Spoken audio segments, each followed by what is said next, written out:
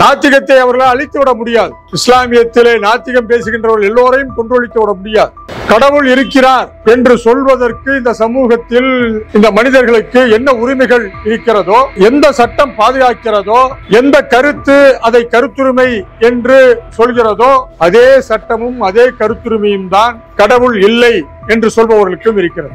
நாத்திகம் பேசுவது என்பது இந்த நாட்டிலே ஒரு சட்டவிரோதமான செயல் என்று ஏதேனும் சட்டங்கள் சொல்கிறதா? ஆனால் நாத்திகத்தை பேசுகின்றவர்கள், அது குறிப்பாக இஸ்லாமியர்களாக இருந்து பேசுகின்றவர்கள் மீது வழக்குகள் போடப்படுவது மட்டுமல்ல, பாருக்கை போல வன்முறை பிரயோகப்படுத்தப்படுவது மட்டுமல்ல, தொடர்ந்து அவர்களுடைய கருத்துரிமைகளை பறித்துக் கொள்ளுகின்ற ஒரு தாக்குதலை அவர்கள் எதிர்கொள்கிறார். இது ரொம்ப ஜனநாயகத்துக்கு எதிரான ஒன்று.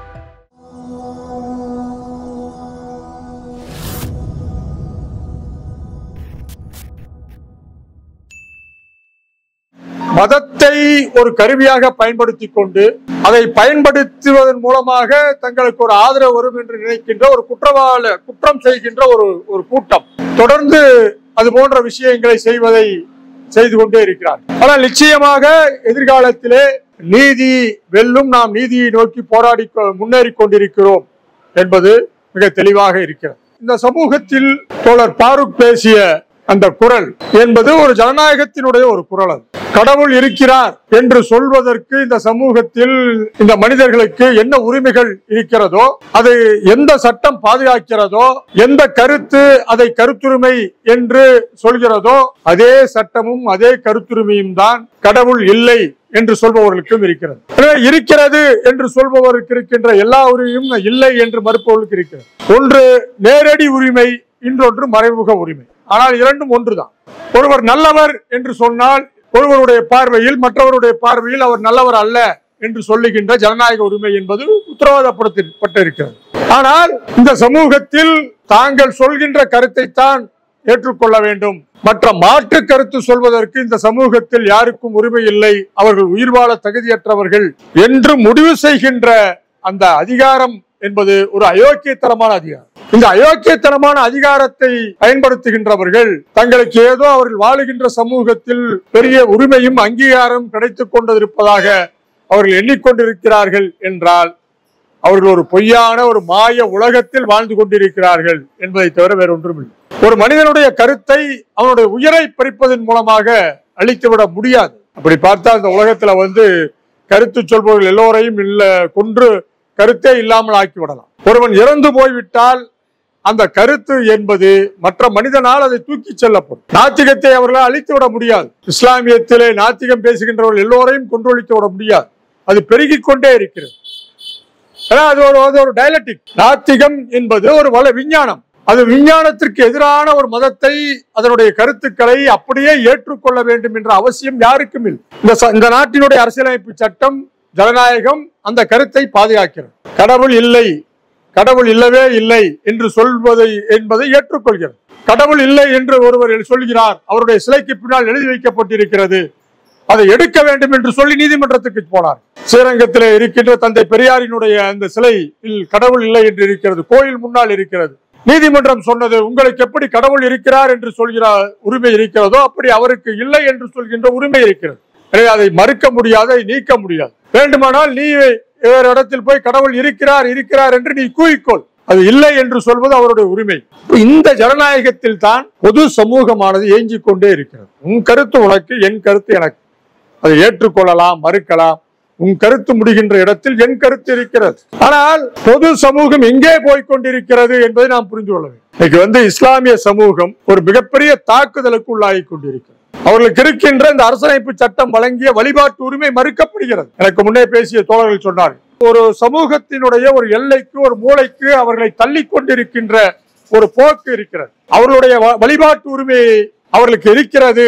அல்லாஹ் இருக்கிறார் என்று சொல்கின்ற அவருடைய உரிமை, ஆலயங்களில் போய் தொழுவதற்கு போவதை போல மசூதிக்கு போய் செல்லுகின்ற அவருடைய உரிமை பாதுகாக்கப்பட வேண்டும் என்று சொல்லி நாத்திகம் பேசுகின்ற எல்லோரும் நாம் குரல் கொடுத்துக் கொண்டே இருக்கிறோம். சிறுபான்மை மக்களுடைய ஜனநாயக உரிமைகள் பாதுகாக்கப்பட வேண்டும் என்று நாம் குரல் கொடுத்துக் கொண்டிருக்கிறோம். ஆக ஒரு பாதிக்கப்படுகின்ற சமூகம் யார் பக்கம் நிற்க வேண்டும் என்றால், ஜனநாயக பேசுகின்ற, ஜனநாயகத்தை பாதுகாக்கின்ற, ஜனநாயகத்தின் குரலாக இருக்கின்ற அவர்கள் பக்கம் நிற்க வேண்டும்.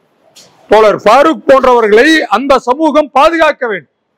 தோழர் பாரூக் போன்றவர்கள் தான் அந்த சமூகத்தினுடைய பாதுகாவலர்கள். ஆனால் கெடுவாய்ப்பாக அவரையே அழித்துழைத்து விட்டு அந்த சமூகத்திலே அவர்களை அழித்தவர்கள் வாழ முடியும் என்கின்ற ஒரு அவலநிலை வருவது என்பது ஜனநாயகத்திற்கு ஒரு ரொம்ப ரொம்ப அவலமான ஒரு நிலை. ஆனால் நிச்சயமாக அது போன்ற பணிகளை செய்கின்றவர்கள், அது போன்ற கெடுதலை செய்தவர்கள் ஒரு பொது சமூகத்தில் வாழ முடியாது என்பதை நீதி நிரூபிக்கும், எதிர்காலத்திலே நீதி நிரூபிக்கும் நிச்சயமாக. இன்னைக்கு நாம பார்த்து கொண்டிருக்கின்ற பொழுது ஒரு மிகப்பெரிய ஆபத்து என்பது ஜனநாயகத்துக்கு வந்திருக்கிறது. வெறுமனே இஸ்லாமிய சமூகத்திற்கு மட்டுமல்ல, பல இடங்களில், பல பொது இடங்களில் ரொம்ப மாறுபட்ட, ரொம்ப தவறான கருத்துக்களை பேசுவது என்பது வளர்ந்து கொண்டே இருக்கிறது. இன்னைக்கு தமிழகத்தில் இருக்கின்ற நெருக்கடி, தமிழகம் எதிர்கொண்டிருக்கின்ற நெருக்கடி என்பது அது ஏதோ பணம் தரமாட்டேன், 2000 கோடி ரூபாய் கல்விக்கு தரமாட்டேன் என்று ஒன்றிய அரசு சொல்வது என்பது அது எப்படி பார்க்கப்படுகிறது, வட இந்தியாவிலே எப்படி பார்க்கப்படுகிறது, எப்படி வட இந்திய ஊடகங்களால் காட்சிப்படுத்தப்படுகிறது என்றால் அது ஏதோ நிதி தருவதிலே இருக்கின்ற பிரச்சனை, 3 மொழியை பயன்படுத்தாதிலே இருக்கின்ற பிரச்சனை, அது ஒரு மொழி பிரச்சனை என்ற அளவிலே அது காட்சிப்படுத்தப்படுகிறது. தமிழகத்தில் இருக்கின்ற எல்லோரும் ஏதோ மொழி வெறியர்கள் போல, அவர்கள் எப்பொழுதுமே இந்தியை அழித்தொழித்து செய்வதற்கு காத்துக் கொண்டிருப்பவர்களை போல ஒரு சித்திரத்தை வட இந்திய ஊடகங்கள் தொடர்ந்து காட்சிப்படுத்தி கொண்டே இருக்கிறது. இதற்கு முன்னால் இஸ்லாமியர்களை அவர்கள் மாடுகளை பிடித்துக் கொண்டு வருகிறார்கள் என்று சொல்லி அடித்து கொலை செய்தார். அது எப்படி காட்சிப்படுத்தப்பட்டது என்று சொன்னால், இஸ்லாமியர்கள் எல்லோரும் மாட்டுக்கறியை சாப்பிடுபவர்கள், பசுக்கறியை சாப்பிடுபவர்கள். எனவே அது அந்த ஊரிலே இருக்கின்ற மாடு பிடித்து வருபவர்களுக்கும் அதற்கு எதிர்க்கின்றவர்களுக்கும் இருக்கின்ற ஒரு சிறு பிரச்சனை என்ற அளவிலே அது காட்சிப்படுத்தப்பட்டது. இதற்கு பின்னால் மீண்டும் போனால் வட இந்தியாவிலே போய் பார்த்தாய் என்று சொன்னால், இஸ்லாமியர்கள் ஒரு மதத்தை சார்ந்தவர்கள் மற்றொரு மதத்தை சார்ந்தவரை திருமணம் செய்து கொள்ளக்கூடாது. அப்படி திருமணம் செய்து கொள்ள வேண்டும் என்று சொன்னால் அதற்கு முன் அனுமதி பெற வேண்டும். யாரிடம் முன் அனுமதி பெற வேண்டும்? மாவட்ட ஆட்சியரிடம் முன் அனுமதி பெற வேண்டும் என்று சட்டம் இயற்றப்பட்டிருக்கிறது. இது எப்படி பார்க்கப்படுகிறது? காதல் பெற்றோருக்கு தெரியாமல் காதல் செய்கிறார்கள்.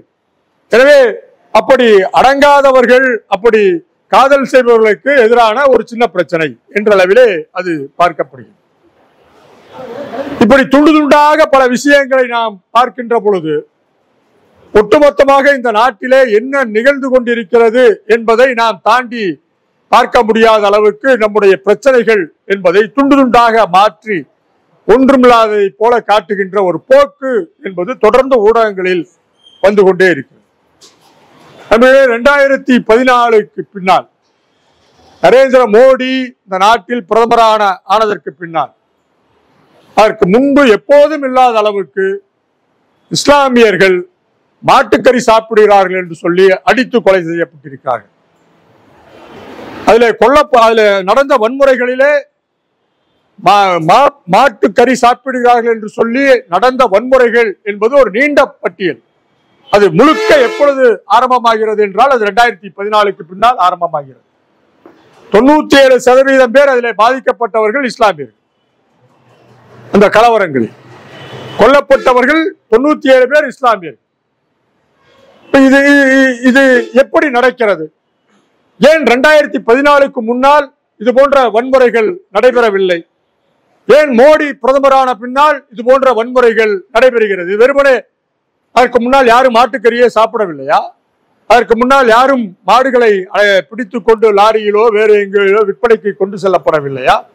இது எப்படி திட்டமிட்டு நடத்தப்படுகிறது என்றால் இதற்கு ஒரு ஆட்சியும், இதற்கு ஒரு கட்சியும், இதற்கு ஒரு அதிகாரமும் அங்கீகாரம் தருகிறது. நீ அடித்து கொலை செய்யலாம், உன்னை பாதுகாப்பதற்காக நாங்கள் இருக்கிறோம் என்ற ஒரு ஆட்சி அங்கீகாரம் தருகிறது.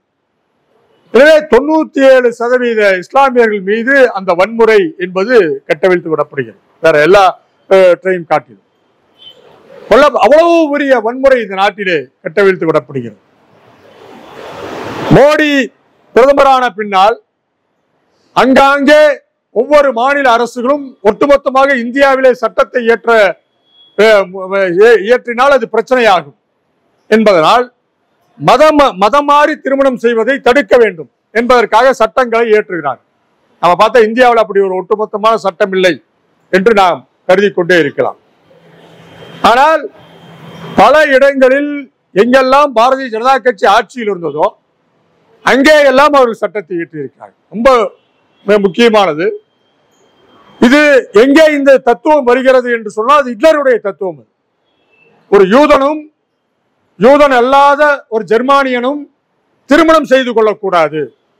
அப்படி திருமணம் செய்து கொண்டால் அந்த திருமணத்தில் இருக்கின்ற குழந்தைகளை பிரித்து விட வேண்டும் என்ற ஒரு சட்டம், ஹிட்லர் கொண்டு வந்த சட்டம். அந்த சட்டத்திற்கு பெயர் நியூரம்பர்க் லா என்று அதற்கு பெயர். நியூரம்பர்க்கில் மையமாக வைத்து அந்த சட்டம் வந்தது. நியூரம்பர்க் சட்டம் என்று அதற்கு பெயர். 1967 வரை அமெரிக்கா இன்னைக்கு இருக்கிற யுஎஸ்ஏவில் கருப்பினத்தை சார்ந்தவர்களும் கருப்பினம் இல்லாத வெள்ளையர்களும் திருமணம் செய்யக்கூடாது என்று ஒரு தடை சட்டம் இருந்தது. 1985 வரை தென்னாப்பிரிக்காவில் கருப்பினத்தை சார்ந்தவர்களும் கருப்ப இனம் இல்லாத வெள்ளையர்களும் திருமணம் செய்வது தடை செய்யப்பட்ட ஒரு சட்டம் இருந்தது. நாம் அதெல்லாம் ஏற்கனவே நிறவெறியை கடைபிடித்த நாடுகள் என்று சொல்லுகின்ற நாடு. 67 வரை அங்கே மார்ட்டின் லூதர் கிங் போன்றவர்கள் எல்லாம் மிகப்பெரிய போராட்டங்களை எல்லாம் நடத்துகின்ற வரை அங்கே ஒரு நிறவெறி என்பது சட்டமாக வைத்திருந்தார். 1985 நெல்சன் மண்டேலா என்பவர் விடுதலையாகி அவர் ஆட்சிக்கு வருகின்ற வரை அங்கே நிறவெறியை அவர்கள் கொள்கையாக வைத்திருந்தார். ஆனால் ஜனநாயகம் பேசுகின்ற நாடு நாம். விரும்பியவர்கள் திருமணம் செய்து கொள்ளலாம், அது ஒரு அடிப்படை உரிமை என்பதை வைத்திருக்கின்ற ஒரு நாடு. வயது வந்த ஆணும் பெண்ணும் திருமணம் செய்து கொள்வது ஜனநாயக உரிமை, அரசியலமைப்பு வழங்குகின்ற உரிமை என்று வைத்திருக்கின்ற இந்தியாவில் ஒரு இஸ்லாம் மதம் மாறி ஒருவர் திருமணம் செய்து கொண்டால் அது தவறு, அது குற்றம் என்று சொல்லி எங்கெல்லாம் இவர்கள் ஆட்சியில் இருந்தார்களோ கொண்டு வந்தார்கள் சட்டம். உத்தரகாண்டில் கொண்டு வந்தார்கள், மத்திய பிரதேசத்தில் கொண்டு வந்தார்கள், கர்நாடகாவில் கொண்டு வந்தார்கள். அதுக்கு என்ன பெயர் என்றால் அது மதம் பாதுகாக்கின்ற ஆர்டினன்ஸ் என்ற வகையில ரிலிஜியன்ஸ் ப்ரொடெக்ஷன் ஆர்டினன்ஸ் என்ற அளவிலே கொண்டு வந்தார்கள். ஒரு இஸ்லாமியனும் ஒரு இஸ்லாமியர் அல்லாத ஒருவரும் திருமணம் செய்து கொள்கிறார்கள் என்றால் மாவட்ட ஆட்சியரிடம் 30 நாட்களுக்கு முன்னால் மனு தர வேண்டும். மாவட்ட ஆட்சியர் அங்கீகாரம் கொடுக்க வேண்டும். அதுல நீங்கள் திருமணம் செய்து கொள்ளலாம் என்று மாவட்ட ஆட்சியர் அங்கீகாரம் தர வேண்டும். அப்படி அங்கீகாரம் கொடுத்தால் தான் அவர்கள் திருமணம் செய்ய முடியும் என்று கொண்டார் ஒரு சட்டத்தை ஏற்றிருக்கிறார்கள். அங்கங்க கர்நாடகாவில் அப்படி ஒரு சட்டம் இருந்தது, பல பேருக்கு தெரியாது. 2022ஆம் ஆண்டு ஒரு ஆணும் பெண்ணும் திருமணம் செய்து கொள்வது தவறு என்று சொன்ன போது அதற்கு எதிராக அவர்கள் கர்நாடக உயர்நீதிமன்றம் போன போது கர்நாடக உயர்நீதிமன்றம் 2022இல் இது போன்ற ஒரு சட்டம் என்பது அடிப்படை ஜனநாயகத்துக்கு எதிரானது என்று சொல்லி அந்த திருமணத்தை ரத்து செய்கின்ற உரிமை உங்களுக்கு இல்லை, இது அரசியலமைப்பு சட்டத்தினுடைய உரிமை என்று அதை ரத்து செய்தார். இன்னைக்கு வரைக்கும் உத்தரப்பிரதேசத்தில் அப்படி ஒரு சட்டம் இருக்கிறது, கொண்டு வந்திருக்கிறார்கள். இவர்கள் எங்கெல்லாம் ஆட்சியில் இருக்கிறார்களோ அங்கெல்லாம் இப்படிப்பட்ட ஒரு சட்டங்களை கொண்டு வருகிறார்கள். ஆக ஒரு விரும்பிய உறவிலே திருமணம் செய்து கொள்வதை கூட தடுக்கின்ற சட்டம், அது ஹிட்லர் கொண்டு வந்த சட்டம். தென்னாப்பிரிக்காவிலும் அமெரிக்காவிலும் நிறவெறி ஆட்சியில் இருந்த ஒரு சட்டத்தை ஜனநாயகம் நடந்து கொண்டிருக்கின்ற ஒரு நாட்டிலே, ஜனநாயகத்தின் பெயரால் அரசியலமைப்பு சட்டம் வழங்கப்பட்ட ஒரு நாட்டிலே அவர்கள் நடைமுறைப்படுத்துகிறார். ஒட்டுமொத்தமாக இந்தியா முழுவதும் கொண்டு வரப்படவில்லையே தவிர அங்கங்கே அவர்கள் கொண்டு வந்திருக்காங்க. அவர்கள் 2020 உத்தரப்பிரதேசத்திலே கொண்டு வந்திருக்காங்க அப்படி ஒரு சட்டம். அதுக்கு எதிராக உச்ச நீதிமன்றம் போன பொழுது உச்ச நீதிமன்றம் அந்த சட்டத்திற்கு பெயர் லவ் ஜிகாத் ஆக்ட் பேரு, அந்த சட்டத்திற்கு தடை செய்ய மறுத்து விட்டது உச்ச நீதிமன்றம். ரொம்ப வேடிக்கை, எவ்வளவு மோசமாக இருக்கிறது. நீங்கள் போய் அலகாபாத் நீதிமன்றத்திலே போய் நீங்கள் உங்கள் வழக்கை பார்த்துக் கொள்ளுங்கள். உச்ச நீதிமன்றம் அதற்கு தடையெல்லாம் போட முடியாது. இத்தனைக்கும் இது அரசியலமைப்பு சட்டத்திற்கு எதிரான ஒரு சட்டம். அரசியலமைப்பு சட்டத்தை பாதுகாக்கின்ற ஒரு பொறுப்பு என்பது யாருக்கு இருக்கிறது என்று சொன்னால் அது உச்ச நீதிமன்றத்திற்கு இருக்கிறது. அந்த சட்டத்தை தடை செய்ய முடியாது என்று அவர் திருப்பி அனுப்பினார். இப்போ சாதாரண திருமணம் செய்வதற்காக காவல் நிலையங்களிலே போய் கணவனையும் மனைவியும் பிரித்து கணவனின் மீது வழக்குகளை தாக்கல் செய்து, அவன் இஸ்லாமியனாக இருந்தால் அவன் மீது வழக்குகளை தாக்கல் செய்து பெண்ணை பிரித்து பெற்றோரிடம் அனுப்பி வைப்பதற்கு காவல்துறைக்கு அங்கீகாரமும் அனுமதியும் வழங்குகின்ற ஒரு சட்டமாக அது இருக்கிறது. இன்னைக்கு வரைக்கும் நடைமுறையில். அப்போ இந்த செக்ரிகேஷன் என்று சொல்வது ஹிட்லர் தான் கொண்டு வந்தது அல்ல, ஹிட்லர் கொண்டு வந்தது மட்டுமல்ல. இன்னைக்கு சிஏஏ ஆக்ட் என்பது 4 நாட்களுக்கு முன்னால் அவர்கள் இந்தியாவிலே நடைமுறைக்கு வந்துவிட்டது என்று அரசியலிலே அறிவித்திருக்கிறார். CAA act. இந்த சிஏஏ ஆக்ட் என்பது என்னவென்றால் அது குடியுரிமையை பறிக்கின்ற ஒரு சட்டம். அது இந்த குடியுரிமை பறிக்கின்ற சட்டத்தை யார் கொண்டு வந்தார்கள் என்றால் அதை ஹிட்லர் கொண்டு வந்தார்.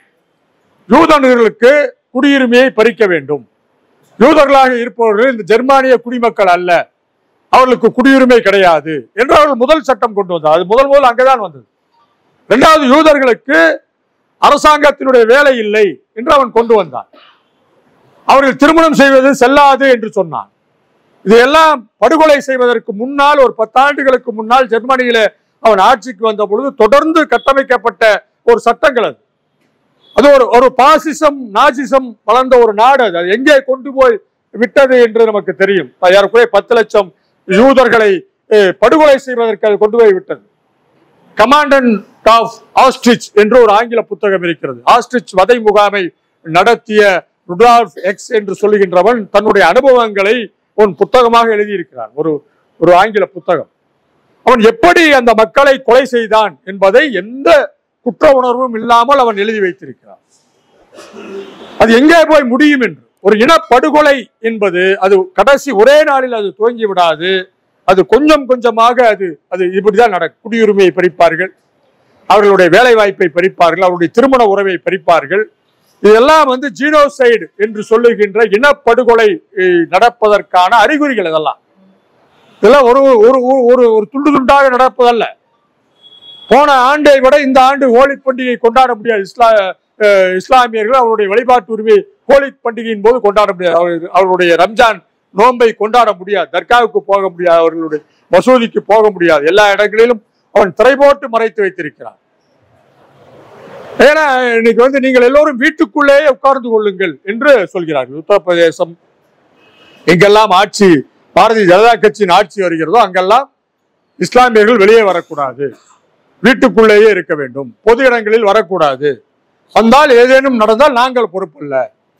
ஏறக்குறைய 30-35 பேர்கள் இந்த ஹோலி பண்டிகையை கொண்டாடி இன்றைக்கு செத்து போயிருக்கிறார்கள். 30-35 பேர்.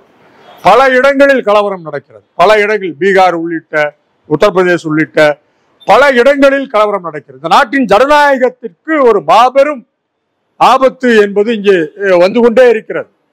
அப்போ இஸ்லாமியர்கள் தங்களுடைய ஜனநாயக உரிமையை பாதுகாத்துக் கொள்வதற்காக யாரோடு நின்று இந்த ஜனநாயகத்தை அவருடைய வழிபாட்டு உரிமையை பாதுகாக்கப்பட வேண்டும் என்றால் ஃபாரூக் போன்றவர்களோடு நிற்க வேண்டும். ஃபாரூக்கை கொலை செய்வதல்ல இஸ்லாமியர்கள் தங்களை பாதுகாத்துக் கொள்ளுகின்ற ஒரு வடிவம் என்பது. ஃபாரூக்கை போன்றவர்கள் ஃபாரூக்கினுடைய தோழர்களுடைய பக்கம் நின்றால்தான் நாம் இந்த பாசிசத்திற்கு காவி பாசிசத்திற்கு எதிரான ஒரு போராட்டத்தை நடத்தி இந்த நாட்டிலே இருக்கின்ற அரசியலமைப்பு சட்டத்தை நாம் பாதுகாக்க முடியும். நண்பர்களே, அரசியலமைப்பு சட்டம் என்பது தெரிந்தோ தெரியாமலே உலகத்திலே ஒரு 2வது நீண்ட நாள் உயிர் வாழ்ந்து கொண்டிருக்கின்ற அரசியலமைப்பு சட்டம் நம்முடைய சட்டம். முதல் சட்டம் அமெரிக்கா அரசினுடைய குடியரசு சட்டம். அது ஒரு 200 ஆண்டுகள் அது வாழ்ந்து கொண்டே இருக்கிறது. அது மாற்றப்படாமல் அப்படியே இருக்கிறது.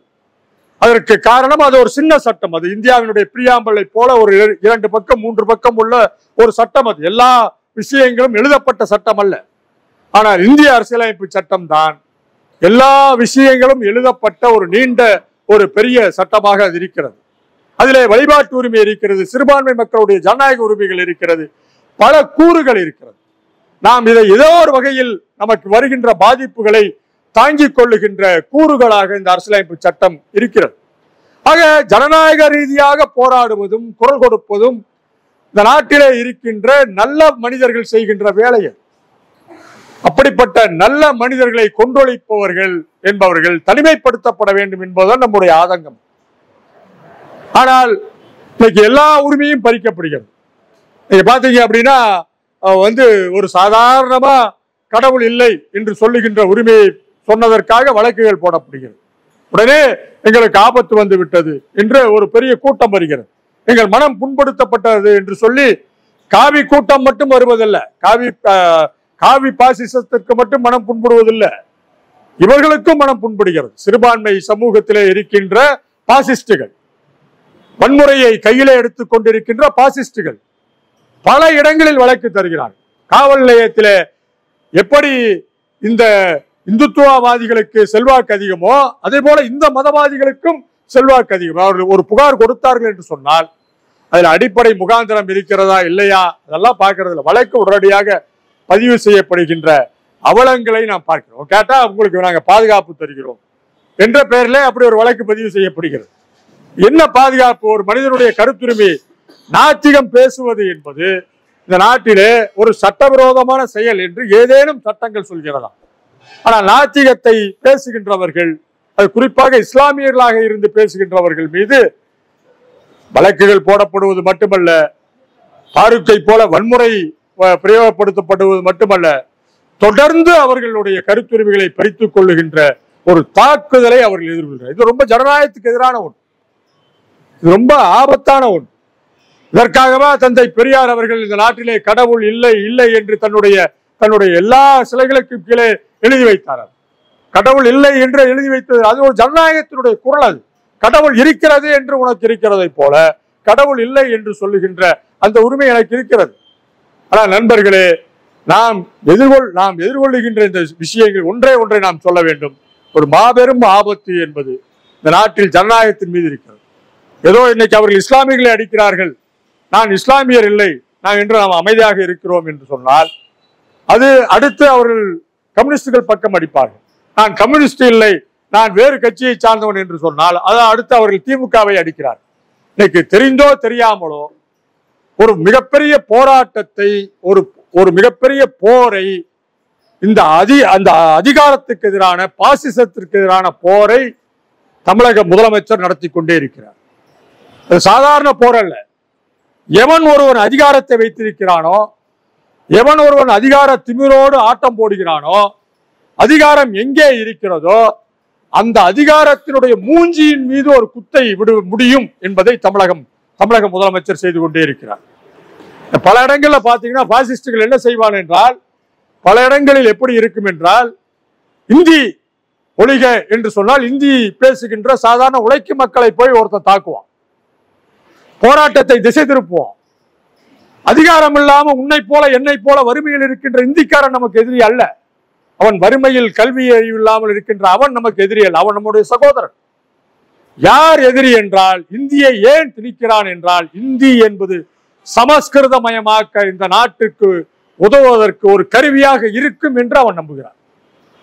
இந்திக்கு வேறில்லாத ஒரு மொழி, அது வேறில்லாத ஒரு மொழியிலே சமஸ்கிருதத்தினுடைய எல்லா சமாச்சாரங்களையும் போட்டாலும் அந்த கப்பல் கரை சேரும் என்று அவன் நினைக்கிறான். எனவே சமஸ்கிருதம் என்ற ஒன்றை கரை சேர்த்துகின்ற ஒரு ஊடகம் இந்தி என்று அவன் கருதுகிறான்.